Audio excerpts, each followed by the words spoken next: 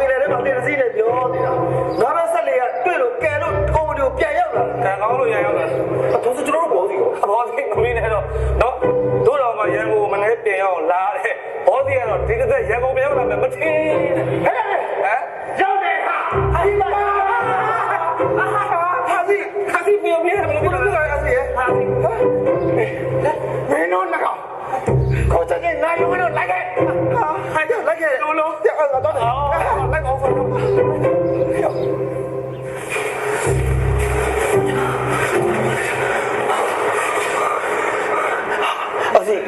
အာစီဘလို့ဖြစ်နေလဲအာစီရဲ့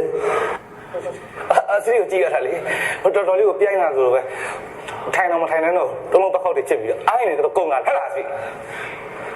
အာစီရဲ့စေးသုံးမယ်ဆိုရင်လေကိုယ့်ကိုချွေထားပြီးသုံးမှာပေါ့ခုတော့အာစီအလွန်ကြုံသုံးလိုက်တော့စေးစောတွေပြနေတယ်မှာပေါ့အာစီရဲ့ဟဲ့ဘာလို့ကြုံတော့မှာလဲဟမ်မင်းတို့နှစ်ကောင်ရဲ့စေးဆွမ်းအောင်လေငါရဲ့လူမျိုးဝိုင်းချောင်းတော့မှပြက်စီးသွားပြီချောင်းတော့ပြက်စီးအာစတီရဲ့ချောင်းတော့မှလူမျိုးဘဝပြက်စီးသွားတော့ဘာဖြစ်လဲအာစတီလူချင်းတောင်းတနေတဲ့ဘဝမျိုးပိုင်ဆိုင်လဲရမလားတစ်လက်တော့ပြက်စားဘာလို့လူချင်းတောင်းတမှာလဲ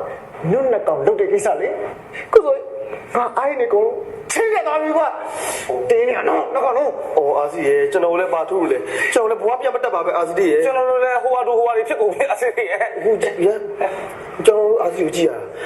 အခက်ရဲပဲကျွန်တော်လေအာစီဒေါသကိုလေနည်းနည်းလေးလျှော့လိုက်နော်နည်းနည်းလေးလျှော့လိုက်လျှော့ဟုတ်တယ်နည်းနည်းလေးလျှော့လိုက်တော့လျှော့မယ်လျှော့မယ်လျှော့ဒါပဲလေအာစီရဲ့ကိုလုံးလျှော့လဲဆိုတော့ဟုတ်ကဲ့အာစီမင်းကငါခံစားခဲ့ရတယ်မင်းတို့တော့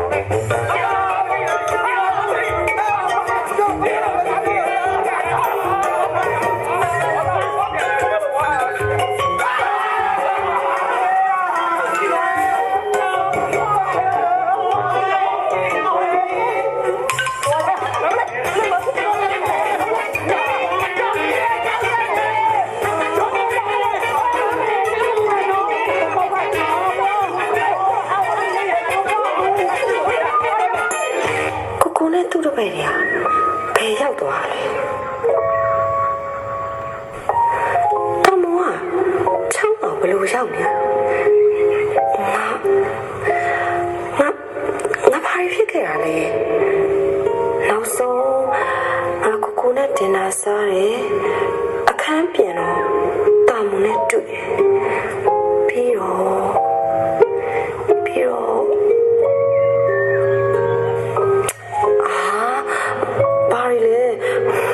စဉ်းစားလို့မရပါလား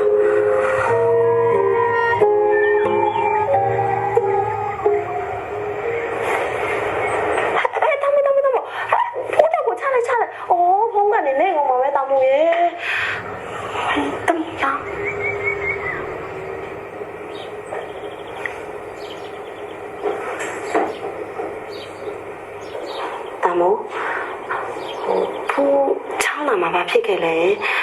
နောက်တော့တာမိုးကရောချောင်းတောင်ဘလို့ပါလာလဲတာမိုးဖုန်းမင်းညာဖြေအောင်လေချောင်းတောင်ဘလို့လိုက်လာလဲလို့ဟမ်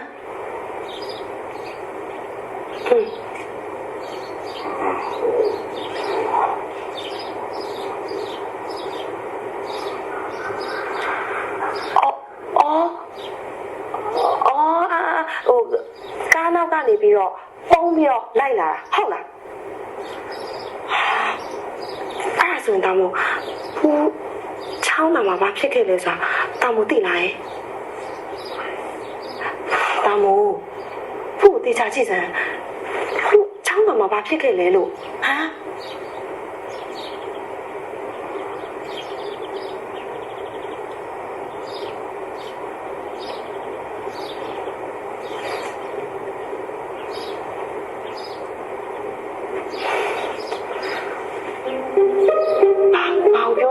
不拿不来，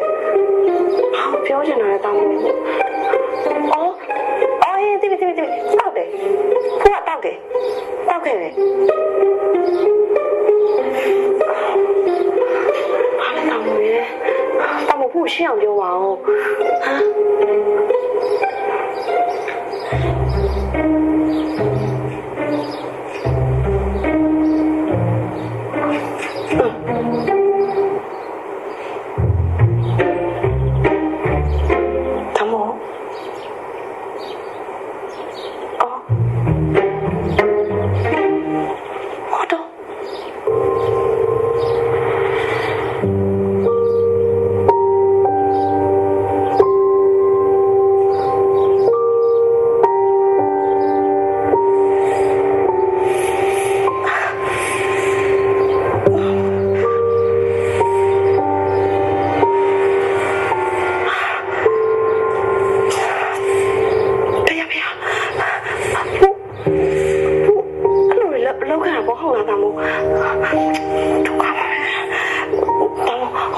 ပြီးတော့ဘာဆက်ဖြစ်လဲ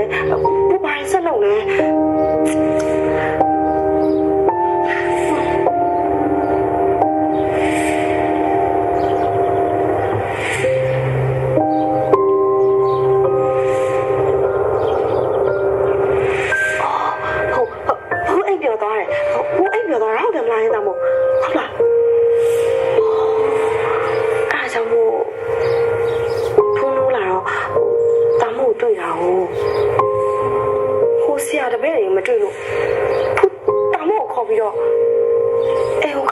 ပြန်လာခဲ့တာလေ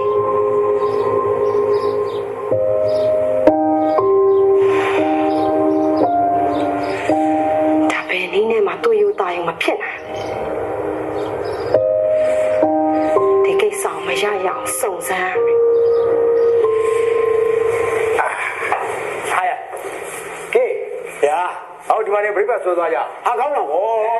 လမ်းမှာကျနောက်ကျနေပဲဖေဖေကျွေးတော့ဘယ်သွားကြမလို့လဲညီဘတို့ချောင်းတာမခေါ်ဘူးလေချောင်းတာပြန်လာရင်တဲ့တို့ငွေဆောင်ပို့ဝင်မယ်ဆိုတော့ငါတို့ညီခေါင်းနေငွေဆောင်တော့မလို့ဟုတ်တယ်လေငွေဆောင်ပါအမျိုးသမီးတဲတောင်ပြင်ဗော်လီဘောပဲရှိတယ်အဲ့ဒါတို့နှစ်ယောက်ကျုပ်တို့သွားထောင်လို့အဲ့တော့လေကျုပ်တို့လို့လေသွားကြည့်လို့ဘောလုံးအော်ဗော်လီဘောလုံးလေးဟုတ်လောက်တာကောင်းပါနဲ့ဟုတ်ကဲ့ရရှင်းပါကောင်းတယ်ဖေဖေနဲ့လေလေကစိတ်ပြေလက်ပြောင်ရှိတာပေါ့ဒီလေးပေါ့သမီးလည်းဒီတရက်နဲ့အတွင်းယုံမတက်ပဲနဲ့အိမ်မှာပဲခဏနားမလားလားကောင်းတယ်ဟောအိမ်မှာနားတော့အိမ်ဆောင်ရတော့သမီးရေနော်အိမ်ဆောင်နဲ့အရေးကြီးတာရှိသေးတယ်ဘာလို့ဘကောင်တောင်းမမိတာဟောအေးဟမ်အဲ့ကောင်ကတို့နှစ်ယောက်ဆိုရင်လုံးဝနားထောင်တာမဟုတ်ဘူးရက်လက်တွေမျိုးပြနေတာသမီးစကားတခုပဲနားထောင်တာဒီကောင်ကိုယူလိုက်တော့မနေချင်ဘူးကိုကြောင့်အေးစက်ကေးအောင်ဟုတ်တယ်စားဦးမယ်လေအဲ့ဒါနောက်မှစအောင်ဟိုမှာစားကြရင်နိုင်ကဲခဏလေးနေအောင်ဖေဖေနဲ့လေလေကသမီးမကြရှိရနော်အတောက်စားကိုရှော့ရမယ် limit နဲ့တောက်မယ်စားမယ်ညဘက်တွေကိုတောင်းမျိုးထွက်တာဘာညာလုံးဝမလုပ်ရဘူးဟိုပင်လယ်စားတွေစားတာဘာညာဆိုအစားမပြီးတော့ဖိုင်းနာလိုက်မယ်ပြီးတော့လမ်းနာပြူတာဘာမှမလုပ်အောင်နော်လူကြီးပါတာမဟုတ်ဘူးနော်သိတယ်နော်ဟုတ်ကဲ့ပါမေအေးဒီကလည်းတို့ကင်းကြီးကလေးလေးလိုက်ခီးထွက်တာကြာတာအကုန်လုံးမှာတော့တာပဲဟုတ်တယ်ဒီမှာတက်နေကြီးနေပြီဘုရားနဲ့တရားနဲ့နေကြတာအရင်လိုမဟုတ်တော့ဘူးနော်အမလေးဒီအိတ်ကိုသိကြလို့တော့အောက်တုတ်ကြရင်ပလင်းကိုသွားတယ်ဟာနိုပလင်းတက်ကြီးကအပြက်တွေအကောင်းတယ်မိမမမင်းနဲ့နော်ပြပါ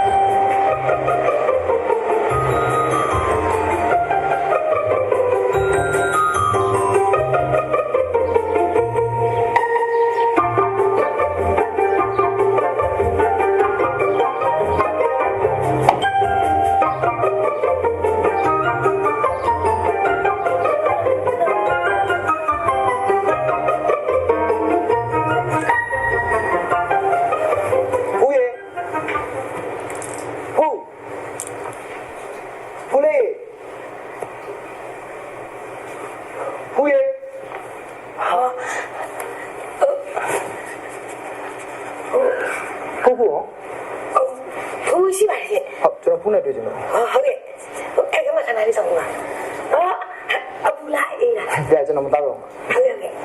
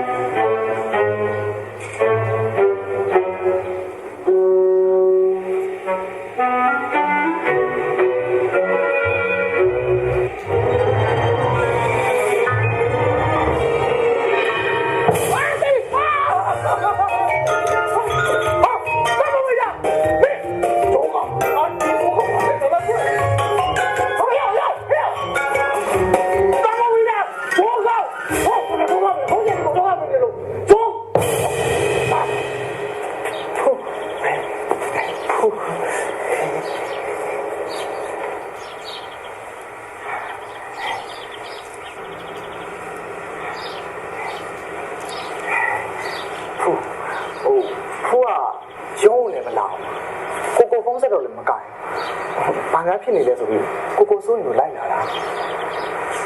ခုမှဖြစ်နေလဲဆိုတာကိုကမေးရမှာပါ ထောင်းတာကိစ္စဘူးဘာတွေဘလို့ဖြစ်ခဲ့လဲဆိုတာ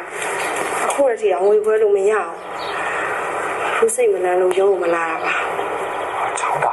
ချောင်းတာကဘူးကဘာမှဖြစ်ခဲ့ပါဘူးဖြစ်ခဲ့တာကိုဟမ်မဟုတ်ဟိုတော့တောက်ပြီးတောက်တယ်အဲ့ဒါမှဖြစ်တာ နေစမ်းမအောင်တောက်တင်းနဲ့တောက်တယ်ဘာဖြစ်လို့လဲနောက်ပြီးတော့ကိုကဖူးကိုထားပြီးဘာဖြစ်လို့ထွက်သွားလဲ အဲ့ဒါပြောတာပေါ့ဟိုတော့တောက်ပြီးနဲ့တောက်တယ်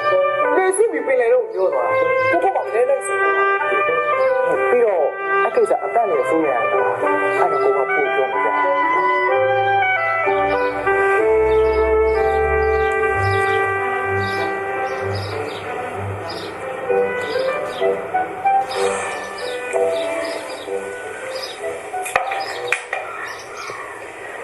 သူတို့နှစ်ယောက်နောက်ကိုလိုက်သွားတယ်ဆိုလို့ရှိရင်လေကိုကဟိုတယ်ကိုအသိပေးပြီးမှလိုက်သွားတဲ့နာပေါ့ကားရလည်းဒီတိုင်းပဲမနဲ့မိုးလင်းလို့ဖိုးကြည့်လိုက်တော့ဟိုတယ်မှာဖူးတယောက်တည်း အဲ့ဒါဘယ်လိုပြောရလဲဆိုတော့ဖူးရဲ့အဲ့မထင်ပါပဲသိသွားတာဖူးရဲ့ကိုလည်းမရှိရတဲ့တော့ဖူးရဲ့ ဒီကိစ္စကိုဘူးတိတ်မတင်ကြအောင်တော့ကိုကို ဘယ်ကိစ္စလဲဖူးရဲ့ဘာမှမတင်ကြလဲ အဲ့ဒီနေ့ကဖူးနဲ့ကိုကိုနဲ့ဒင်နာစားတယ်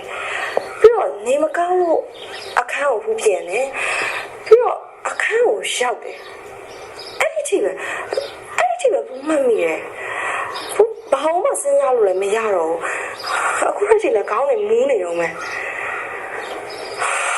ဒီကိစ္စတွေးရတာယူဘလို့နီးနေမှမဖြစ်နိုင်ကိုကို ဖူးရဲ့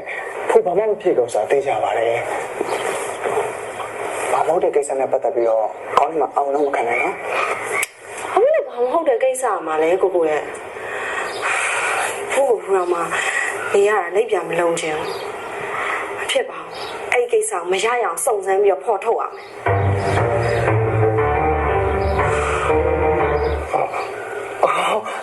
ဒါနဲ့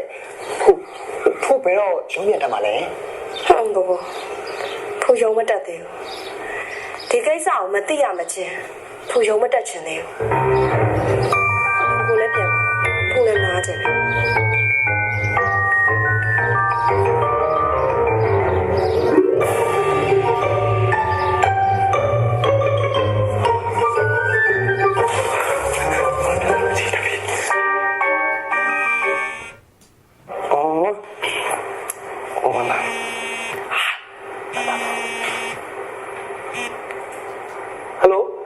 ရှိပါ MD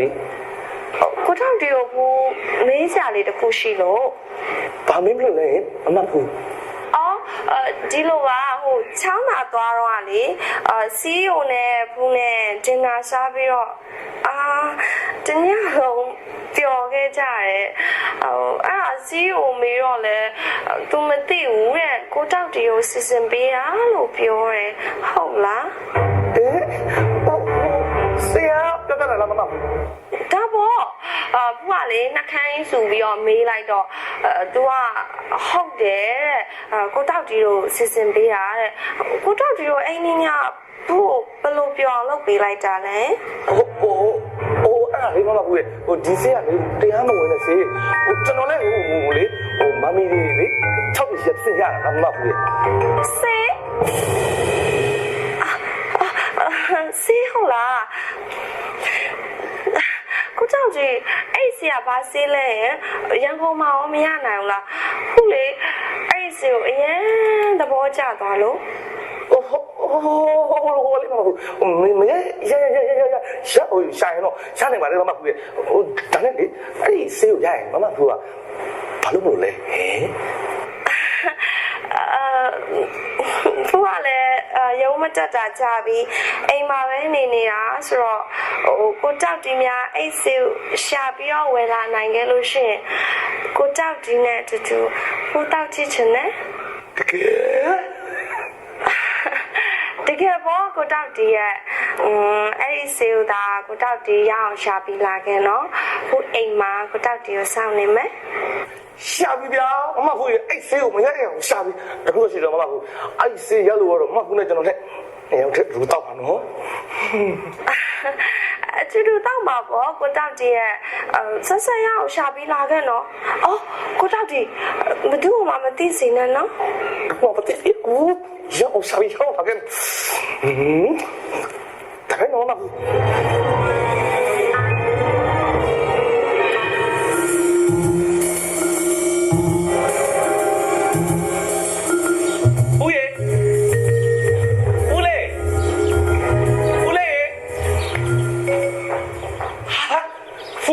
ကိုတောက်တီ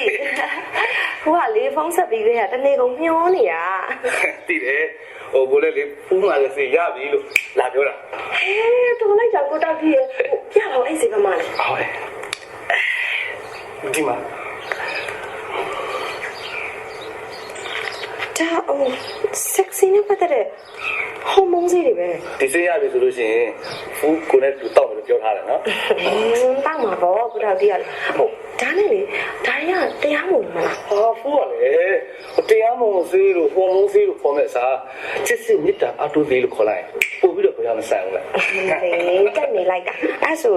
ဖူးနဲ့တူတူတောက်မှာနော်ပေါ့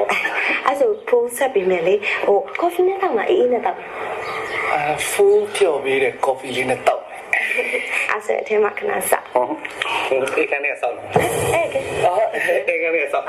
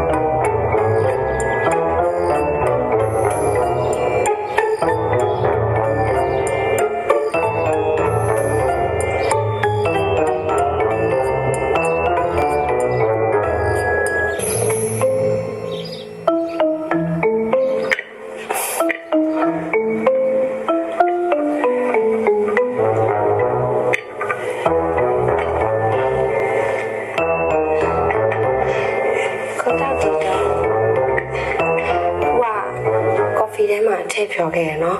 ဖူးကမတောက်ဘူးနော်ကော်ဖီမကြိုက်လို့အေးပဲတောက်မှာရတယ်ဒါနဲ့လေအေးကလူရောပဲသွားကြတယ်မသိအော်အေးရလူရလားဟိုကိုတောက်တီလာလို့ရှင်မလွတ်လပ်မှာဆိုလို့ဖူးကပြင်သွားခိုင်းထားတယ်ဟိုလေဒါအေးတော့လာပဲအော်ကိုတောက်တီတူတောက်မယ်လေ哦，说就到谁家了？到我。来，cheers。cheers。哦，原来是这个。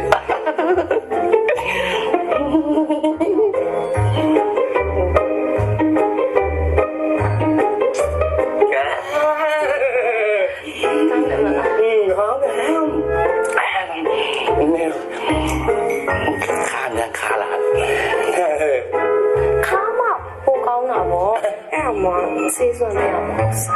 သူကအလိုမှကြိုက်တာလားဟာလေတော့ရစေးစွမ်းပြစီချင်ဟာပြနေချင်တယ်ပြနေချင်တယ်ကောင်းနော်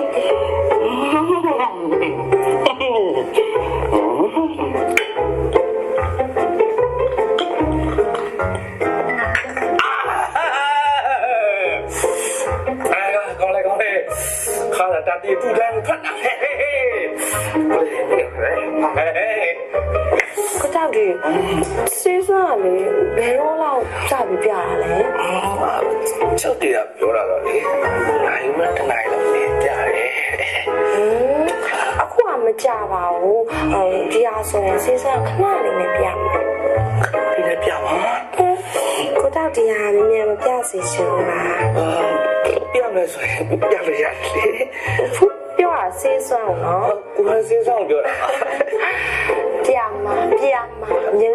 ပြမှာ ဘယ်လိုပြမှာလဲ ခုဟာလေကော်ဖီမုန့်စားကနက်ခိုတွေထည့်ထားတာ အဲ့ဒါဆိုနေဟဲ့ ပြလား နည်းနည်းပြလိုက်အေး ကောင်းတယ်ဒီချက်အခြေအနေစိုးလာလို့ရှိရင်နော်ဒီအိမ်ကအိမ်သားတွေတစ်လုံးမှသွားဖို့မကြိုးစားနဲ့ကို့အခြေအနေကိုသိခုချက်ချင်းပြ တောင်းမလေးကြီးလာလေလားဘူးရဲ့စရိတ်ကဘူးရဲ့ဦးတင်နာလေးမကောင်းလို့ပြောက်လာရဲ့ ရအောင်သွားပြ အမလေးလေးဟိုဘက်ကိုအောက်လို့ရောက်သွားလေဘုပ္ပစကနေဖိုက်တယ် နည်းနည်းပါ သွားပြီ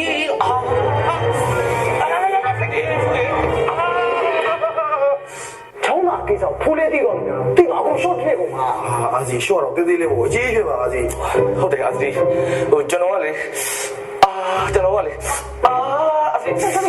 အာစီဆက်တော့လည်းအာစီအာစီကခဏအာစီဟေးအာစီကျွန်တော် ဟဲ့ကမလေးသွားလေ ဟောအာစီကလည်းဘယ်တော့မှရွှေလူးနေတာလေ ဘာလဲပေါ့ဘယ်တော့လေးရွှေ အေးဘတော့ပြောတာအာစီရဲ့ ဒါနဲ့အောင်အဲ့ကောင်တွေးတော့ဟုတ်ရဲ့လား ဟုတ်တယ်အာစီချောင်းကအချောက်3ယောက်နေမှာဒီကောင်တော့အိတ်ဘူးလားမသိ ဟဲ့ငါသားတော့ ဘူးဟုတ်တယ်ကျွန်တော်ကတောက်တီးကိုပြောတာလေအာစီကိုပြောတယ်ပါ ဘယ်လိုအောင်ဆိုလဲ ဟုတ်တယ်လေအာစီရဲ့ဟုတ်တယ်စိတ်ကြီးပဲက 那个红姐，哪边有？你那个非常难找，没俺包过来拜他。 ဟုတ်ကဲ့အာစီအောက်ပါအောက် 我ပြောတယ်ပါဖူးလေးနဲ့ငါနဲ့ချောင်းတော့ဖြည့်ခဲ့ကိစ္စကြီးနင်နှုတ်တော့မှရမှာနော်ဖူးလေးမင်း စစ်ချတော့ပါအာစီရဲ့ဘသူမှမသိသေးဘူး ဒီစက်ကိုပြီးတော့မင်းတို့ကအကုန်ကြောက်လို့မယ် ကျွန်တော်အားပါလို့ အာစီတော့မြန်နေဖြစ်နေတယ်အာစီရဲ့နှုတ်လုံးမှလည်းပြောသေးတယ်ကျွန်တော်ဖိဖိခိုင်းရတယ် โอ้မင်းကလည်းအာစီရဲ့ကောင်တိုင်မယ်တွေကနှုတ်လုံးမကိစ္စမင်းကဖေးမလုံးတော့နှုတ်လုံးမလားဟာ ငါသိကောင်မစော်ကားနဲ့တော့ ဒီမှာတော့မသိခါရှိလို့လေ ကြောက်ငါဖင်းလုံးလုံးနှုတ်လုံးမင်းသိကကြောင် ဟာဘယ်လိုလဲဘာသာမရတော့ကွာငါတို့အတိချာနားထောင်ဖူးလေးမင်းရင်ငါတို့၃ယောက်ကကြံတဲ့ထွက်တော့စက်တိုက်ချမရဘူးကွာ အာအစီအဲ့စလည်းတော့ကျွန်တော်မကပြတင်နေပြလို့ဆိုကျွန်တော်ဒီမှာဝင်းရန်သွားနေတော့လေအဲ့စလည်းကျွန်တော်ကနေမချင်းဘူးအစီရဲ့ အားဆုံးတယ်ကွာဟဲ့ဒီမဲ့ငါတို့အတိချာနားထောင်ချောင်းသားလုံးမှာဖူးလေးနဲ့ငါနဲ့ဒင်နာဆောင်တော့ဖူးလေးကဝိုင်းနဲ့အေးနဲ့မှားပြီးတောက်လို့ငူးသွားတယ်မင်းတို့နှစ်ကောင်လည်းပင်လေတဲ့ကိုလှိမ့်နဲ့အလုံးလုံးလေးညှောသွားတယ်ကွာအဲ့တော့ငါဆက်နေနဲ့လိုက်ပြီးမင်းတို့နှစ်ကောင်ဆက်ရတယ်အေးအဲ့လိုလိုက်လို့ရည်စမ်း อ๋ออาซีတပည့်တွေပါရပါတယ်အဲ့ဒီညနာဆောင်းပွဲမှာကျွန်တော်တို့ကဝိုင်းနဲ့အေးကိုပတ်တော့ပြီးဘူးရတယ်မမဘူးကနေတဲ့မျောကြီးပါသွားတယ်အဲ့ချိန်မှာအာစီကရေကူးပြီးတော့လိုက်ဆိုင်တယ်စက်နေမှာထပ်ကားပြီးတော့သွားတယ်ဒါပဲလေရှင်းနေတာပဲလေဟုတ်လားရှင်းနေဟုတ်တယ်ရှင်းနေဟုတ်ချာ မင်းရောက်လက်ကြည့်တာ ကျွန်တော်ဒီအစီရဲ့ဒင်နာကြီးကပြောပြီးပါသွားတယ်ပင်လေကြီးကဝိုင်းတောက်ပြီးတော့ဆက်လေကြီးပေါ်မှာမမလေးဖူးပြီးကားကားကြီးနဲ့ပါသွားတယ်ကျွန်တော်တို့ပျော်ပြီးတော့ကကြမ်းခဲ့တယ်ဟုတ်တယ်လားဒီ မင်းရောက်ဆိုနေမင်းရောက်ဆိုနေတော်ရီဟဲ့လေတောင်ဆက်ဆက်နေလုံးမနေနဲ့ငါတို့အသေးချာလာတော့ဖူးလေးနဲ့ငါနဲ့ဒင်နာစားတယ်ဖူးလေးကဝိုင်းနဲ့အေးတော့မှတ်တော့ပြီးမူးသွားတယ်မင်းတို့နှစ်ကောင်ကပင်လေတော့လိမ့်နဲ့မျောသွားတော့ငါဆက်နေနဲ့လိုက်ပြီးဆက်ရတယ်လိုက်တော့ကြည့်တာ ပေါ့ ပြည့်ကြည့် ဟို ဘူးက တော့ဘူးကဝိုင်းနဲ့အေးနဲ့ကိုပတ်တတ်တယ်ကျွန်တော်တို့ကဆက်လင်းနဲ့မျောပါသွားတယ်အာစီကလိုက်ဆဲတယ်ဒင်းနာမှာဘာသာလို့မေးဘယ်လိုပြောမလဲ ဘလိုလဲဖူးလေးကမင်းငါခုမှမှားထားတယ်အခုပြေတလွဲတော့မင်းတို့နှစ်ကောင်ပဲမယ်နော် ဟုတ်ကဲ့ပါစေဘလို့ဆိုတော့အစီကျွန်တော်အမေအစီနေအားတော့အစီအစီငါ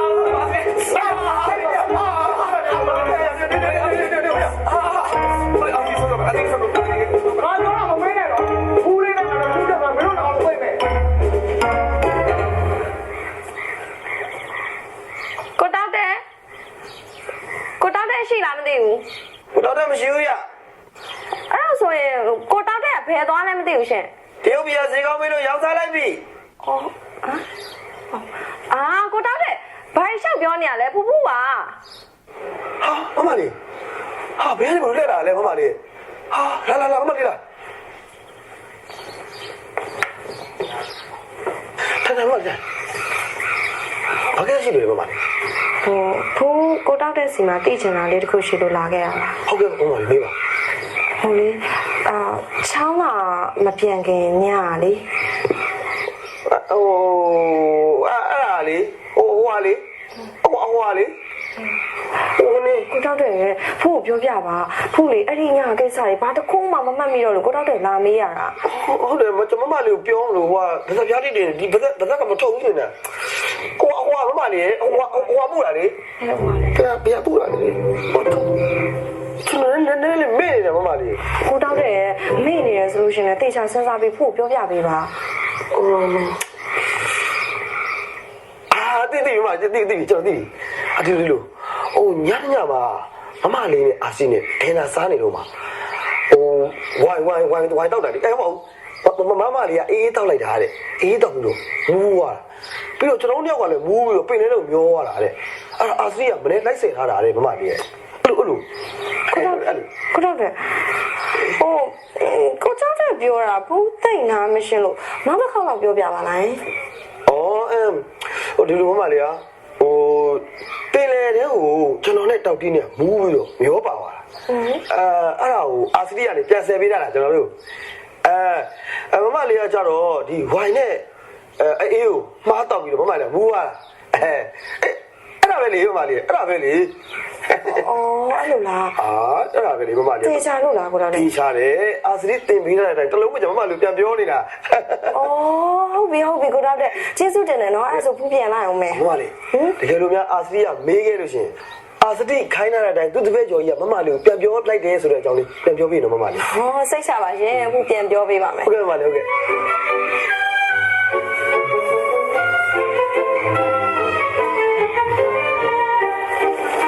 Happy birthday ပါကြာပြီကြောက်ဒါကိုလက်ဆောင်လေး ကျေးဇူးပါကိုတောက်တဲ့ ကြာပြီ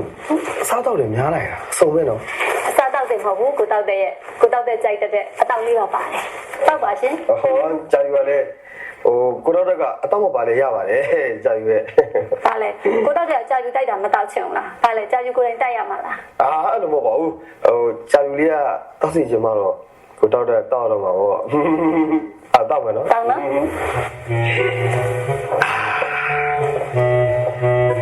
ကြာပြီလေးကတောက်စီချင်မှကိုတော့တောက်တော့မှာပေါ့ တောက်ပါ Happy birthday တော့ကြာပြီ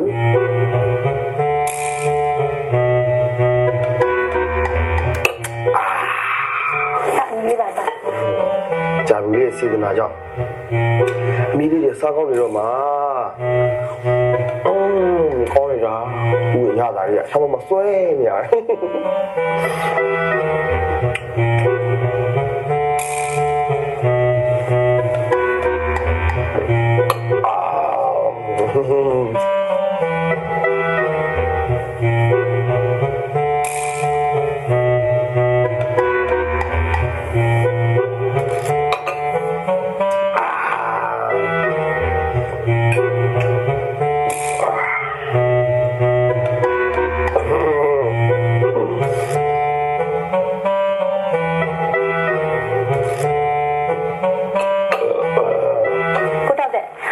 ကိုတောက်တဲ့တို့ချောင်းမှာသွားတာပြောခဲ့ရလား ဟောကြာပြီပဲ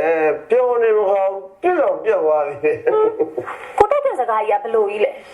မျိုးစံတော့ကြာပြီဟာမျိုးစံတော့ ကိုတောက်တဲ့ကလည်းကြာပြူမေးတာအောင်မဖြစ်ဘူးဘာလဲကြာပြူခင်တယ်လို့ကိုတောက်တဲ့မခင်ပါဘူးတည်ရ အဲ့ဒါလည်းမဟုတ်လေအဲ့လိုမဟုတ်ပါဘူးဟိုကြာပြီကတည်ကျင်နေဆိုတော့ကိုတော့လည်းပြောပြအောင်ကိုပြောပြဟို ဆရာတပည့်3ယောက်ပေါင်းပြီးတော့သူ့ကိုကြံစီကြတာပေါ့လေဟုတ်တယ်မဖူရဲ့သူတို့3ယောက်ရဲ့အကြံစီလွဲချော်သွားတာပါမဖူတဲ့ကံကောင်းတာလေဒါနဲ့အဲ့ဒီနောက်ကဖူကဘာဆက်ဖြစ်သေးလဲရင်ကြပြီတောက်တက်ပြောပုံရတော့သူလည်းမူးမူးနဲ့မမိတလောက်တော့ပြောပြတာပဲတတိယလို့ကြည့်လိုက်တဲ့ခါကျတော့သူတို့2ယောက်ကလှေတစင်းနဲ့ပင်လယ်ထဲမှာမျောနေကြတာတဲ့ကောင်းလေသိလားအဲ့ဒါသူ့စေတနာသူ့အကျိုးပေးတာတောက်တက်ကမမိတလောက်ပြောပုံရတော့မဖို့ဟိုတာမီမီတာဆိုလားတာမိုမီတာဆိုလားသူကခေါ်ထုတ်သွားတာထင်တာပဲတဲ့အော်အဲ့လိုလားဒါနဲ့မဖို့ဟိုအဲ့ဒီတာမီမီတာဆိုလားတာမိုမီတာဆိုလားသူကဘာတူလဲဟင်အော်လုံးဝမဟုတ်ပါဘူးဟိုအဲ့လောက်သိရတာနဲ့ဖူးကကြာပြို့ကိုကျေးဇူးတင်နေပါပြီမဖူရဲ့ကြာပြို့ကိုကျေးဇူးတင်စရာမလိုပါဘူးကြာပြို့ကအခုလိုမဖူကိုကူညီရတာဟိုပဲဝမ်းတာနေတာဟောဒါနဲ့ကြာပြို့ဟိုကိုတောက်တယ်ဟောဘာဖြစ်သွားသေးလဲထုံးစံအတိုင်းပဲလေ तू ကမူးလာတော့ကြာ ပြိုထိကဘာကြီးကဘာနဲ့ရေးတက်တက်လှုပ်ချင်တာလေ အဲ့ဆိုရင်ကြာပြဘယ်လိုမျိုးရှောင်ထွက်ခဲ့ရလဲ ကြာပြရှောင်မထပ်ပါဘူးတောက်တက်ကမုန်းနေတော့သူ့ကိုသူမဟန်ဘူးလေအဲ့တော့ကြာပြလည်းသူ့အကြိုက်လိုက်ပြီးတော့သူ့ကိုခေါ်ထုတ်လာလိုက်တာပေါ့ ချော့ခေါ်လာတယ်ဘယ်လိုလဲ သူ့ကိုဟိုတယ်သွားမယ်လို့ပြောပြီးတော့ရဲစခန်းချင်းမှာချပေးလိုက်တယ်လေပြီးတော့သူ့အခန်းသွားယူလို့ပြောလဲပြောပြီးတော့သူလည်းမုံမုံနဲ့ရဲစခန်းနဲ့ဝင်တော့ကြာပြလည်းပြန်လှည့်လာလိုက်တာပေါ့မဖူရဲ့ ကြာပြကတော့လေကောင်းတယ်ဒင်းတို့ထားမှမှတ်ပါဒါပဲနော်ကြာပြ ဟုတ်မဖူအဲ့ဆိုဒါပဲနော်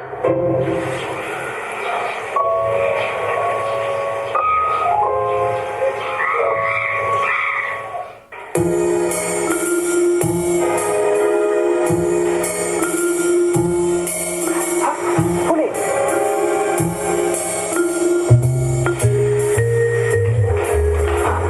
ဟုတ်ရုံးပြန်တက်ပြီလားဝါတက်လိုက်တာဖူလေးရ ဝါမတာပါနဲ့စီးကိုဖို့ဒီယိုလာရုံးလာတက်တာမဟုတ်ဘူးကိစ္စတခုရှင်းနဲ့စင်းရင်ရှင်းစရာရှိလို့လာခဲ့တာ ဖူလေးလေကွာရုံးကနေရောက်နေစီးလို့ခေါ်ဆောင်လို့ပါကိုကို ကိုလို့ခေါ်တဲ့အချိန်ပိုင်းခြားပြီးခဲ့ပြီဒါတော့မှရုံးခန်းထဲမှာမလို့ကုမ္ပဏီတွင်းမှာရှိလို့ကျမ CEO လို့ခေါ်တာရှင်းလို့လူမျိုးအပြစ်မှလာတွေ့ခဲ့မယ်ဆိုရင်နာမည်တော့တက်ပြီးနှုတ်ဆက်မှာမဟုတ်ဘူး ဖူဘာတွေဖြစ်လာလဲဖူကိုထင်လွဲနေရလား အထင်မလွဲပါဘူးရှင်းရဲ့လောက်ရက်ကိုတိတိကျကျသိလိုက်ရလို့ပြက်သားစိတ်ရင်းရှင်းဖို့လာ ဖူကိုကဘာလို့မလို့လဲ ချောင်းတော်မှာဖြစ်ခဲ့တဲ့ကိစ္စတွေအားလုံးကျမရှင်းတပည့်နှစ်ယောက်စီကနေအားလုံးစုံစမ်းပြီးသွားပြီ ချောင်းတော့ပြတဲ့ကိစ္စတွေကိုအဲ့ဒီကောင်တော့ဖူအမှန်တိုင်းပြောပြလိုက်ပြီလား ပြောပါတဲ့ရှင်နှစ်ယောက်လုံးကပြောပါတဲ့အော်ဟိုသူတို့အာဆီယာပြောတဲ့အတိုင်းအမှန်အတိုင်းနေပြန်ပြောလိုက်တယ်လို့ပြောပေးပါဆိုတဲ့လူတော်ရှိသေးဒီမှာစီကိုရှင်းကျမလေးကုမ္ပဏီပိုင်ရှင်လူကြီးလူကောင်းတယောက်လို့သတ်မှတ်ခဲ့တာအဲ့လိုသတ်မှတ်လို့လဲကျမရဲ့ချစ်သူဖြစ်ရွေးချယ်ခဲ့တာ ဖူလေကွာအခုလေကိုလုံးကချစ်သူလေး ဘာချစ်သူလဲလူကြီးလူကောင်းဆိုတာကိုယ့်ရဲ့လက်အောက်ငယ်တာကိုချစ်သူမကောင်းတာမကြံစီရဘူးရှင် ဖူကိုဘာပြောနေလဲကိုတခုမှနားမလဲ ပြောင်းလိုက်ထောက်သားလာမလုပ်ပါနဲ့ရှင်းတဲ့ဘက်တွေနဲ့ရှင်းတဲ့ပေါင်းပြီးဘလို့ပဲဖုံးဖိတာကျမမရရအောင်စုံတယ်လို့အားလုံးသိတယ် မဟုတ်သေးပါဘူးရဲ့ ဘာလို့လဲတာလဲရှင်းတဲ့ဘက်တွေပေါင်းပြီးကျမကို sexy ဆေးတွေတိုက်တာကျမဘဝကိုမပြတ်ပြတ်အောင်ဖြတ်တာဒါကလို့ကျမဘဝမပြတ်ခဲ့ဘူးအဲ့ဒါအားလုံးကျမသိပြီ ဖူစီ ရှင်သူများသားသမီးမကောင်းတာတွေကြံစီခဲ့လို့ချက်ချင်းဝစ်လဲပြီးတော့အဲ့ညအချောက်မှ3ယောက်ရဲ့အခန်းထဲကိုရောက်သွားရဲဆိုတာညို့ ဖူလေချောင်းမကိစ္စပဲတိသွားပြီတော့လေကွာ သွားပြီဟုတ်တယ်ရှင်းဘဝတကယ်ကိုရေစုံမျောသွားပြီမိန်းကလေးတယောက်ရဲ့အချစ်ကိုရယူပိုင်ဆိုင်ပြီးရတော့မအားမရအဲ့ဒီမိန်းကလေးရဲ့ခန္ဓာကိုယ်အလိုမတူပဲရယူပိုင်ဆိုင်တဲ့ရှင်းကိုကျမရှုံးနေမုန်းလိုက်ရင်မုန်းနေကျမဒီကိုလာခဲ့ရှင်းနဲ့ကျမချစ်သူတွေဖြစ်ကအဲ့ရဝင်ပြက်ဆဲလို့ကျမလာပြောတယ်ကျမဒီကောင်ကြီးကနေတဲ့အလုပ်ထွက်အဲ့ဒီကိစ္စရှင်းတယ်ကျမလာခဲ့ဖူကိုရှင်းပြကြအောင်ကွာဖူကိုရှင်းပြအောင်လေဖူနေပါဘူးလား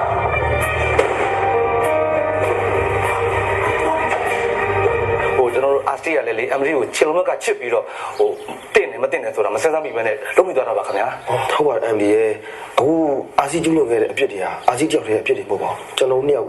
လုံးရဲ့အဖြစ်တွေ ကျွန် လည်း တော် ပါ လည်းပါပါတယ်ဗျာ အဲ့တော့အဖြစ်ကိုရှော့ပေါ်ပြီးတော့စဉ်းစားပေးပါလို့ ဟာရှောက်ပေါ်ပြီးစဉ်းစားပြရမယ်ဟုတ်လား ဟိုဒီလိုပဲအမရီဥဆိုလို့ရှိရင်လေဟိုအမရီကိုချစ်တဲ့စိတ်နဲ့အာစီကလေနေ့ဆိုတဲ့တစ်စက်မှမအိပ်ဘူးညဆိုတဲ့တစ်စက်မှမစားဘူးဗျာ အော်ပြောင်းပြန်ဖြစ်နေတယ် စားတဲ့နေရာအိပ်ပြီးအိပ်တဲ့နေရာစားနေတယ်ဗျာ နေမစားညာမအိမ်ကွာ အဲ့မစားနေမှတော့နိုင်ဖြစ်နေတယ်ဗျာအမရီ ဒီမှာ तू က तू စားမစားအိတ်ကျမလည်းဘာမှမဆိုင်အဲ့လိုပြန်သူကိုယ်တိုင်ပဲလောက်တာလေ အော်ဒါလည်းအမရီဟိုအမရီကိုအာစီကချစ်တဲ့စိတ်နဲ့ပြုံးပြီးတာပါဗျာ ဘာကိုချစ်တာလဲဟမ်တကယ်ချစ်တဲ့ယောက်ျားဆိုတာ तू ချစ်တဲ့မိန်းကလေးနင့်နာဘာမှမလုပ်ဘူးရှင်သိလား အမို့ဟိုအမ်ဒီရဲ့ဘာပဲဖြစ်ဖြစ်အာစီကိုကြောက်တနာပြီးပါနော် သနာပေးပါဗျာ ဘာလို့တနာရမှာလဲဘာကိစ္စတနာရမှာလဲမတနာနိုင် အာစီကိုမသားချင်းကျွန်တော်တို့နှစ်ယောက်ကိုတနာလိုက်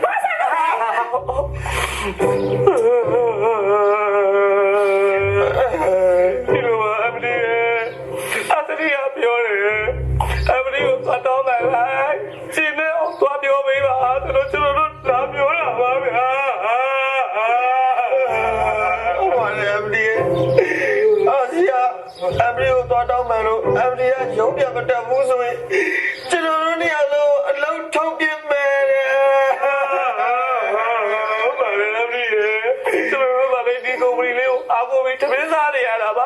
ဒီကုမ္ပဏီကမှအလုံးဖြုတ်လိုက်မယ်ဆိုရင်ကျွန်တော်တို့လမ်းဘေးကိုထွက်ပြီးတော့ဖွက်ပြောင်းဖွက်ဆွဲတောင်းစားပါလိမ့်မယ်အမလီကျွန်တော်တို့တနားအမလီရုံးတဲ့ပေးပါတော့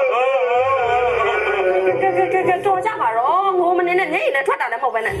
သူဟာသူကိုရင်တော့ထွက်လာပါအောင်အမဒီရဲ့ကျွန်တော်မျက်ရည်ထွက်အောင်ပြမလားအမလီတော်ပြီရှင်တို့အဲ့လိုဒုက္ခရောက်မယ်ဆိုလို့ရှိရင်ကျမရုံးပြန်တက်ဖို့စဉ်းစားပေးမယ်ဟမ်အမလီကျေတော့နော်ဒီလိုတော့ဒါမဲ့ကျမစိတ်တည်ငြိမ်မှုရအောင်တော့အချိန်တစ်ခုယူရမယ်ကျမစိတ်တည်ငြိမ်မှပဲရုံးကိုပြန်တက်နိုင်မယ်အခုရှင်တို့လည်းပြန်တော့တတဲ့အမဒီရုံးနဲ့တက်ဖို့သူအလုံးမပြုတ်တော့ဘူး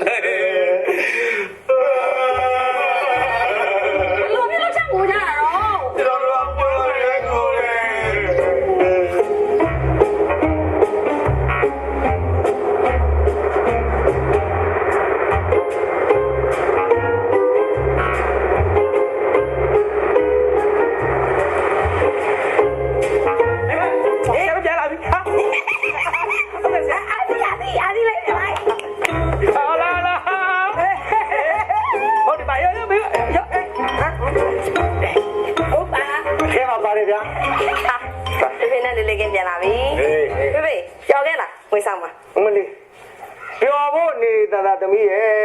အိမ်ကိုရောက်မနှဲပြန်ခဲ့ရတယ်ဟုတ်တယ်ဒီမကြီးတို့နှစ်ယောက်လေကိုရင်ကိုပြန်ရောက်တာကံကောင်းနေတာမှန်ဘာလို့လဲဩတို့နှစ်ယောက်ကငွေဆောင်မှာမျိုးသမီးဟဲ့လားသဲတောင်ပြင်ဗော်လီဘောပဲကြည့်မယ်ငမ်းမယ်ဆိုပြီးသွားတာဟဲ့ဟိုလည်းရောက်ဟေးအချောက်သဲတောင်ပြင်ပါတီဘုန်းနဲ့သွားတူစိတ်ကိုညစ်နေတာဟုတ်လေမြမတပီလုံးကအချောက်တွေကွယ်အုံးကိုထနေရပဲဟိလားတောင်ကျုံးပွဲကြီးငွေဆောင်ကိုရွှေ့လာတယ်ပဲကွာလက်ကိုထနေရတာပြမပြရလေဖေဖေရဲ့ဟုတ်တယ်ဒီမကြီးအလေးတို့ရဲ့စိတ်ညစ်တာလေမျက်စိနောက်တာမခံနိုင်တာလေဖြေပေါင်းရင်ဟိုတယ်စောင့်လို့ပြီးတော့အုံးကြံပိုင်ရှင်နဲ့တွားတွေ့တာဆန်တသိန်းပေးလိုက်တဲ့ခါမှာတသိန်းဆိုပြီးတော့စားချုပ်ပြတ်သွားတယ်ဟိုအားစီလေဟိုအုံးကြံဘယ်လောက်တိုင်လို့မို့သိန်း1000ပါကွာတမန်တော်တော့သိန်းတော့ဘာဖြစ်လဲကွာဟောတော့ဆန်တသိန်းပေးတော့အဲ့ဒါစားချုပ်ပြတ်လို့လားအမလေးရဲ့စားချုပ်ပြတ်တာနဲတယ်ဟိုကသိန်း2000ဆန်တသိန်းပဲသွားချတာဟုတ်ခါအဲ့ဒါဘေးလူစိတ်ကြီးရဲ့ဟိုတယ်ပြန်ရောဟိုတယ်လည်းကြောက်အဲ့ဒီအချောင်းမိုင်နဲ့တွေ့တော့ပါမတွေ့တာကြောင့်မဟုတ်ဘူးသူကတို့ဒင်နာခေါ်ဖိတ်တယ်ဖိတ်ပြီးတော့ဘီယာတက်တယ်ဘီယာထဲမှာစိတ်ခတ်ထားတယ်ဒါပေမဲ့ဟိုရဲကတည်းကကြလို့ဆိုမြိုက်6တွေဖမ်းသွားလို့ဗျာတို့တွေဘွားမပြုတ်ဒီတိုင်းပဲဖေဟိုဖေတို့ဟိုငွေဆောင်မှာဖြစ်ခဲ့တာလေသမီးချောင်းသားမှာဖြစ်တယ်ဖြစ်နေတူနေရဲ့ဟုတ်လားတူမှာပေါ့ဟိုသမီးနဲ့ဖေနဲ့သားပါလေပြီးတော့သမီးနဲ့ဖေနဲ့ကသမီးတူဖေကသမီးတူဖေအစတိဟုတ်ဘူးလေဟိုကျွန်တော်ကြားဘူးတာဖေတူသမီးပဲကြားဘူးတယ်သမီးတူဖေတစ်ခါမှလည်းမကြားဘူးစပင်းလည်းမတူဘူးဟုတ်ကြားဘူးမလားအဲ့ဒါမှထားလိုက်တော့ဟုတ်နော်ဟုတ်ကဲ့ဘာလို့လဲပြင်မနိုင်နော်ကောင်းမင်းမဲရေးစိလိုက်တော့ပင်လေးထိတာဟုတ်တော့ဘာမှလည်းမဆိုင်ဘူးအစတိကအရင်တော့လည်းငါပဲစီရအခုလည်းငါစီရဘာတူလဲ